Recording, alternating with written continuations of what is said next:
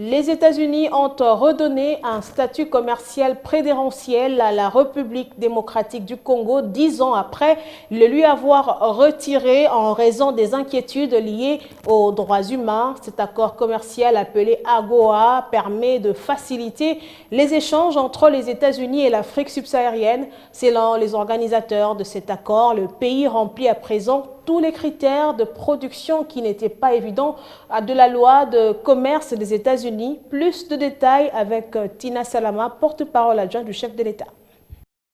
C'est une grande nouvelle pour la République démocratique du Congo, parce que vous savez, nous avons dû remplir les critères ou conditions d'éligibilité qui n'étaient pas évidents.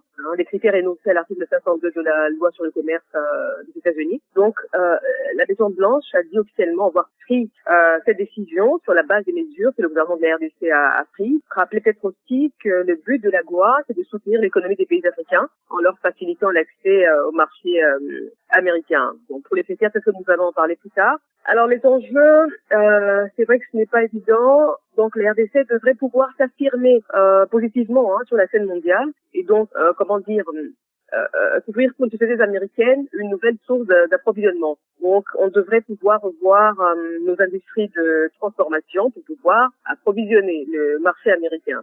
Voilà, donc il y a encore beaucoup à faire, mais c'est déjà une très très grande nouvelle parce que je rappelle que nous avions été exclus par l'ancien président américain Barack Obama en 2010. Donc ça fait 10 ans que les RDC n'étaient plus dans la loi et là on vient d'être réintégré parce qu'il y a eu beaucoup de progrès, notamment dans la lutte contre la corruption et la quête de la bonne gouvernance.